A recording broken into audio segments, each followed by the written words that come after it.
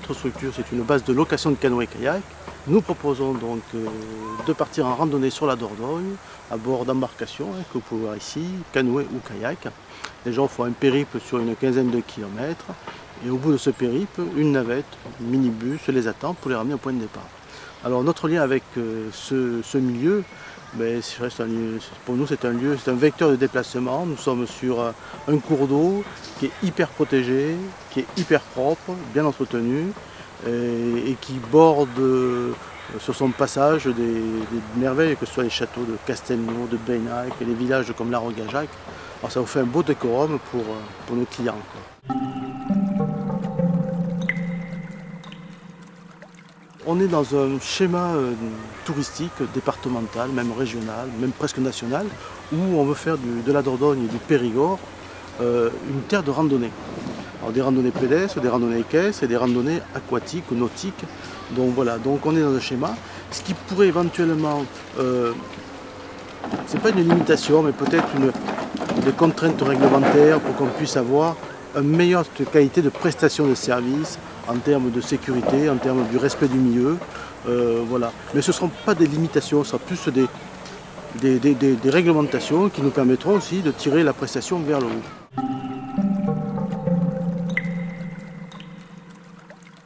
On a deux axes importants. C'est s'occuper de notre personnel. On côtoie dans nos équipes de fonctionnement des permanents qui sont là toute l'année et du personnel saisonnier. Ce sont souvent des étudiants qui, pour souvent, ce sont la première expérience dans le monde du travail. Donc voilà, on essaie d'améliorer au mieux les conditions de travail, que ce soit sur des emplois du temps bien aménagés, des contraintes où on va mettre en place des systèmes techniques pour éviter que des canoës qui sont relativement lourds soient encore plus lourds. Donc voilà, donc on améliore la qualité du travail.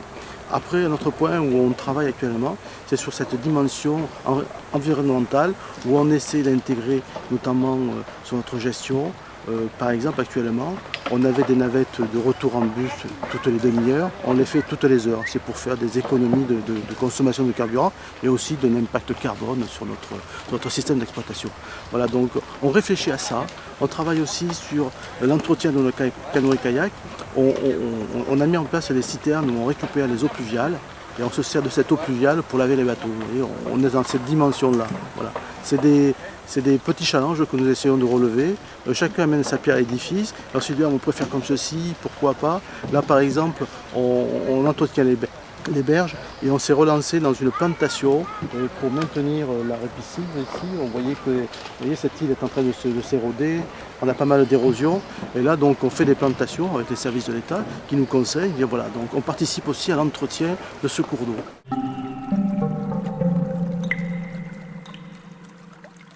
Dans 15 ans, je pense que c'est une activité qui est en croissance exponentielle.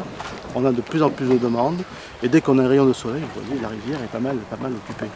Après, ce qu'il va falloir peut-être mettre en place, moi j'y pense, je l'ai proposé à mes collègues lors de canoë, pourquoi ne pas mettre une journée day off, c'est-à-dire repos, où la navigation soit interdite une journée, un samedi ou un dimanche, pour laisser ce milieu naturel se reposer.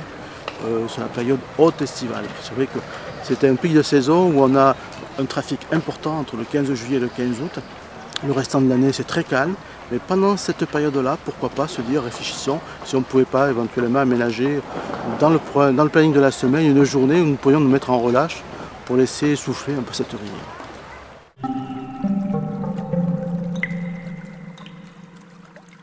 Au contraire, ça va permettre de rajouter dans notre communication cette dimension environnementale qui est hyper importante. Après, certainement qu'il y aura des contraintes, mais ce ne sera pas une contrariété. Il va falloir qu'on modifie nos modes de fonctionnement pour entrer dans ce cahier des charges.